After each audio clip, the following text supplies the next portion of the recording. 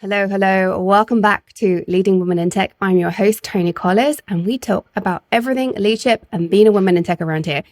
And today I want to talk about a very important skill, mindfulness, and in particular, how it can be a game changer for you, your team, your influence, your impact, your leadership skills, because of how it allows you to cultivate that magical presence and how that presence enhances your leadership capabilities and your reputation.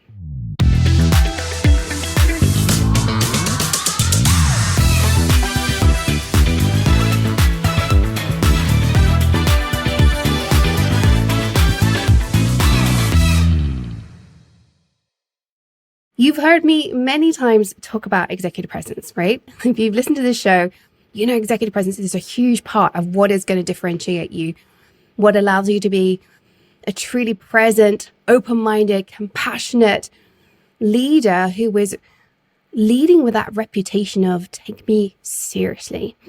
Mindfulness allows us to have that intentionality to bring us to that present moment, to bring that presence without judgment, without assumptions, and in the full knowledge of how you're feeling and why. And when you choose to be present and mindful with your team, you become fully engaged and aware of thoughts, feelings, and actions in a current situation, and you're able to show the same care and consideration to yourself as you do to your team.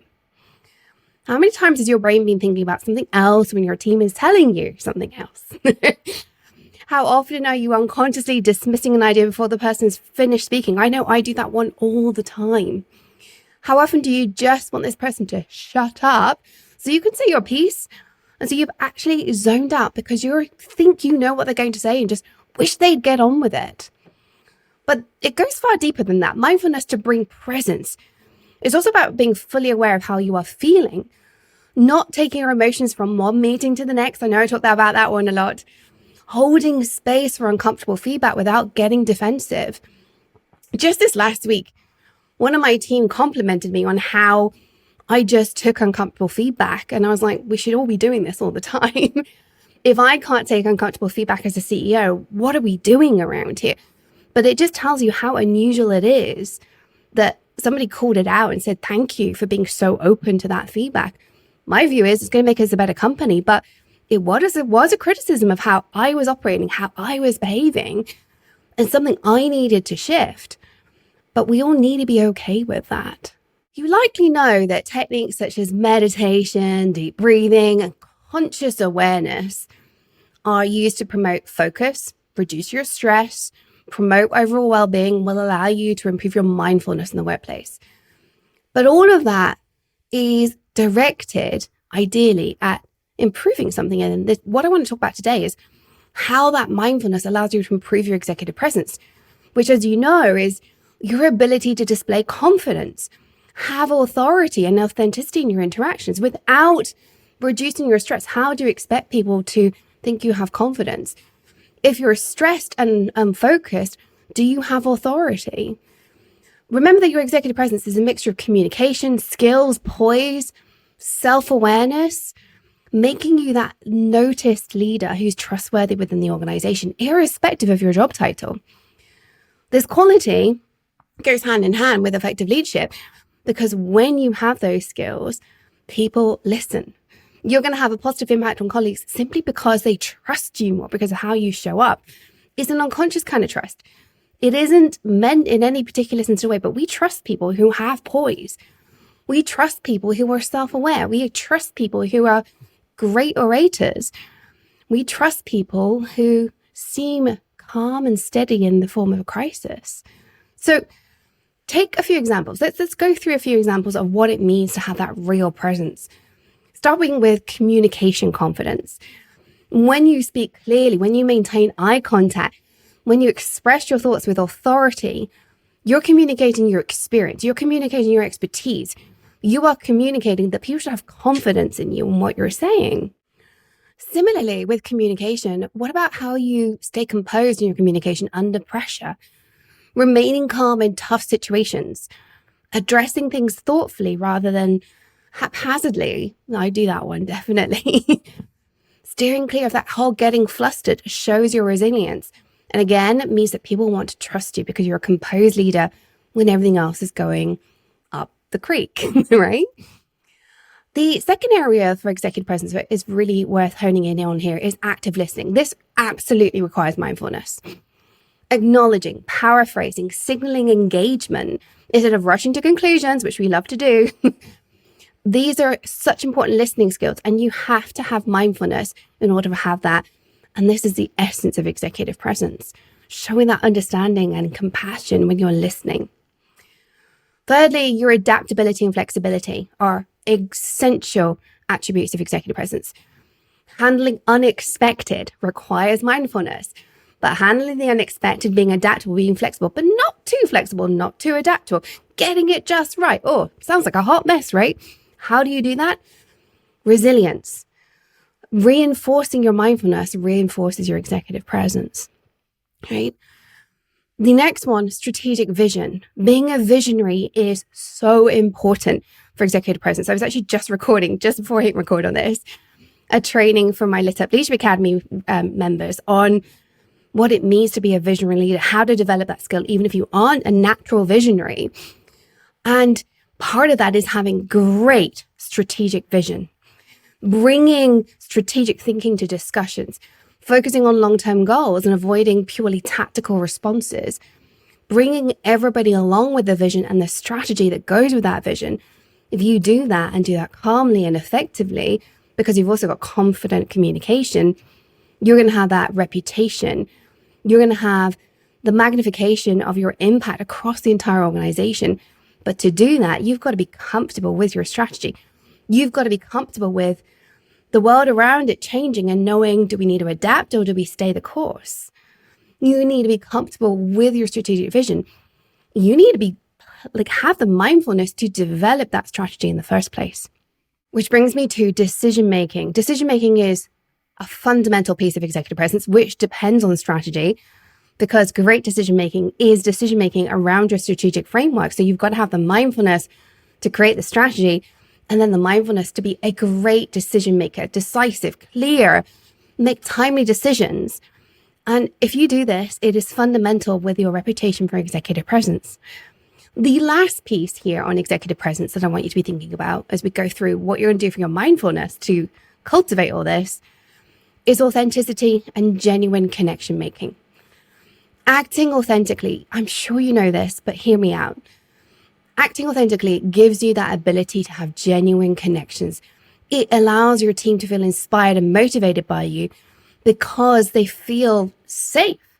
They feel that you are being exactly who you claim to be. You are showing up consistently every day. Showing up consistently every day actually requires true mindfulness. It means not bringing the fact that you're having a crazy time at home to work with you. It means not pivoting because life is stressful and there's this threat over here from a competitor, or you're getting feedback from over here. It says stay the course until you genuinely know now is the time to pivot. Not too early, not too late.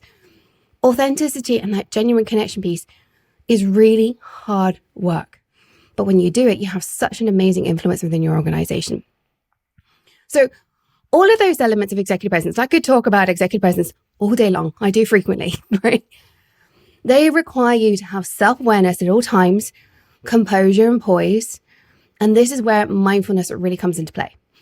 Mindfulness is your reset button, if you like. It allows you to avoid carrying emotions from one meeting to another. It allows you to manage stress. It stops you multitasking overload, right? It allows you to deal with unanticipated challenges, navigating that negative feedback, meeting high pressure deadlines, resolving conflicts, and maintaining that very, very important work-life balance, which is your reset every single day, right?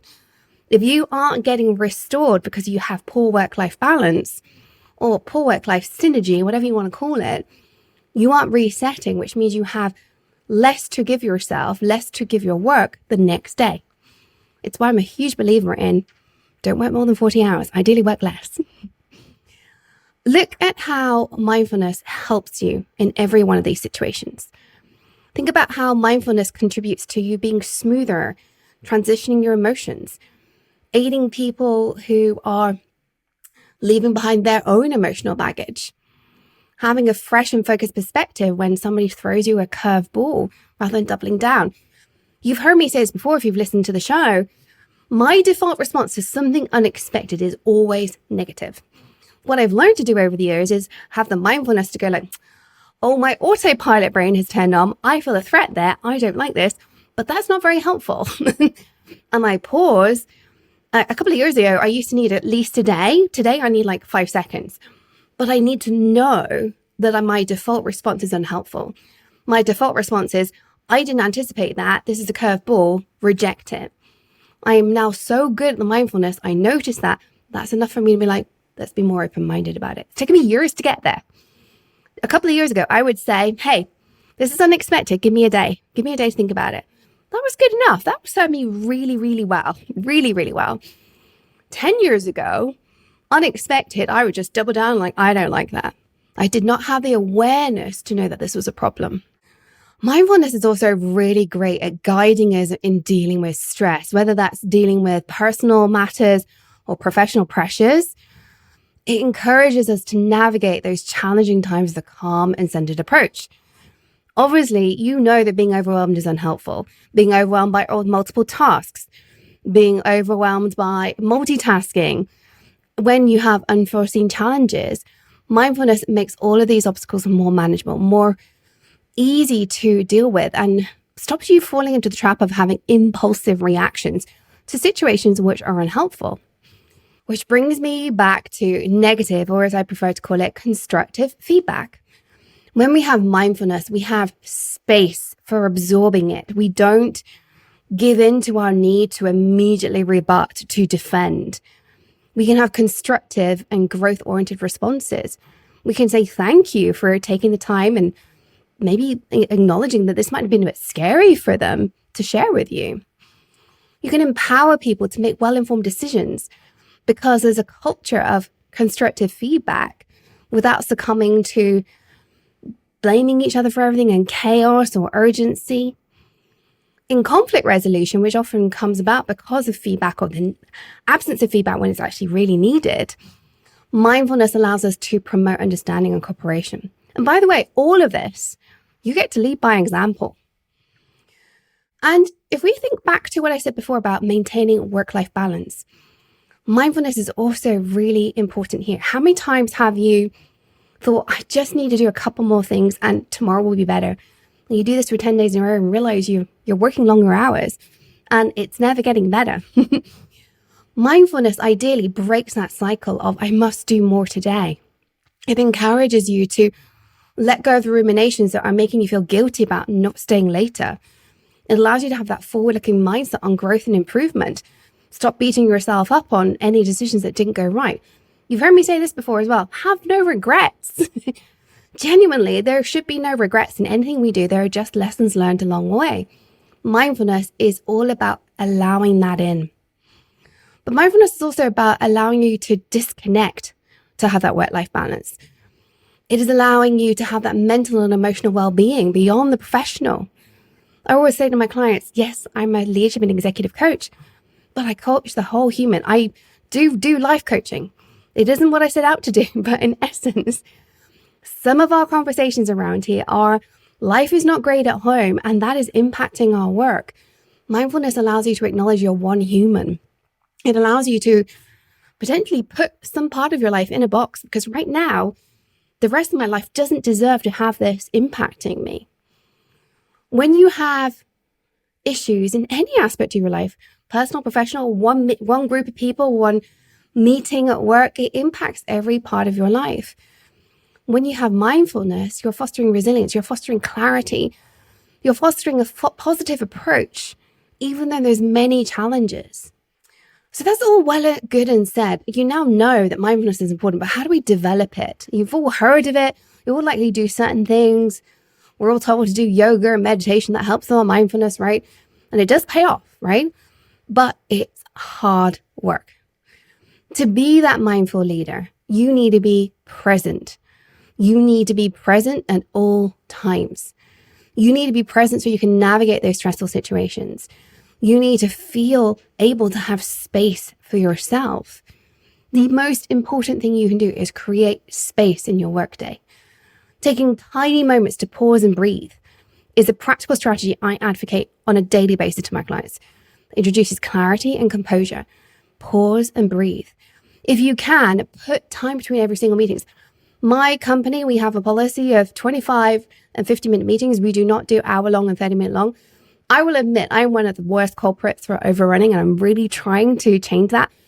But even when I do get to like 59 minutes, I will take just 60 seconds to stretch and breathe. I will stand up and I will stretch and I will breathe between every single call.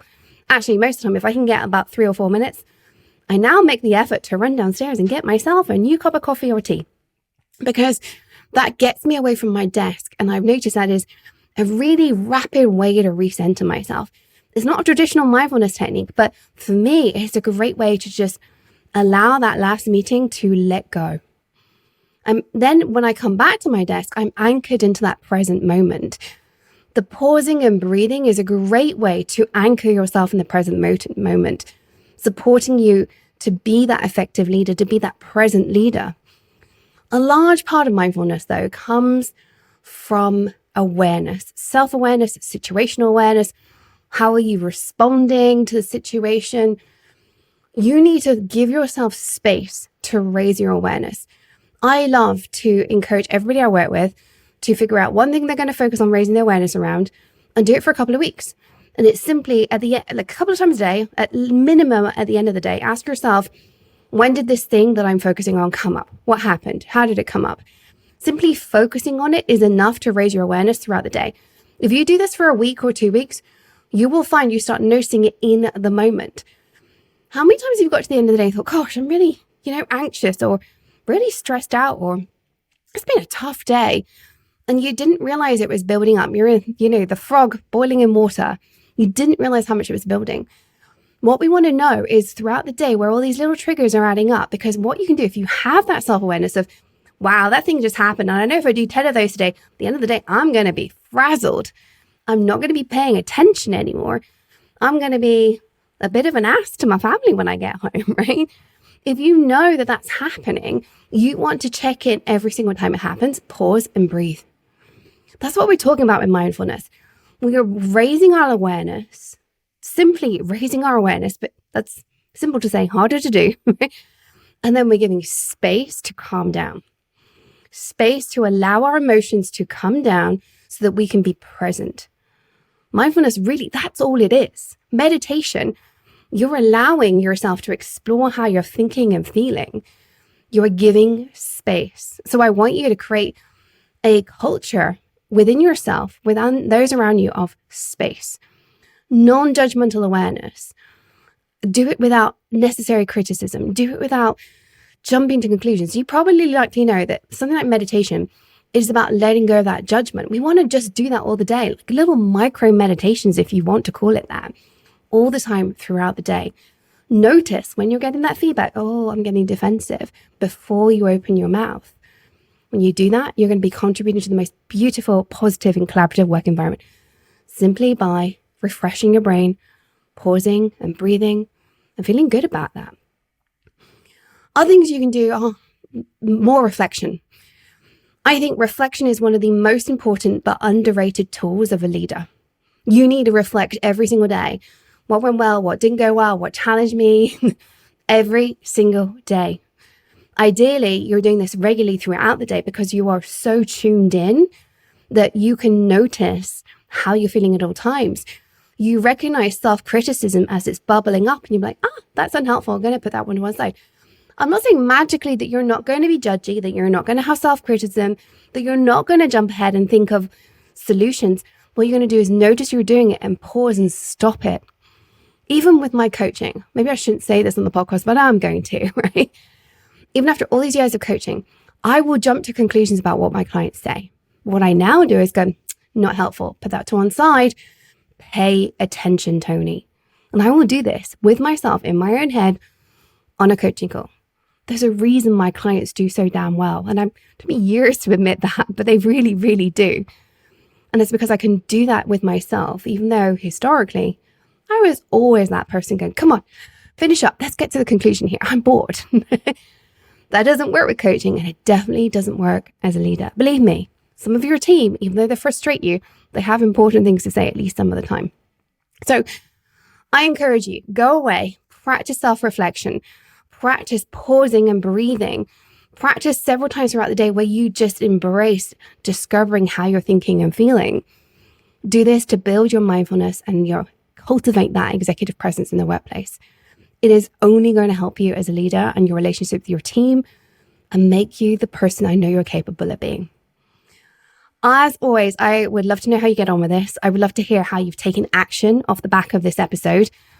And if you head over to Slack, the Leading Women in Tech Slack, if you're not in the Slack, head to the show notes, you can get a link in there, or DM me on LinkedIn. I would love to know how you're getting on and what are you trying, what's working and what's burning you out. And if you've got any other topics you would like us to talk about on this show. All right, until next time, stay on your tech leadership game. Follow your dreams because the world really does need that uniqueness that you bring as a leading woman in tech.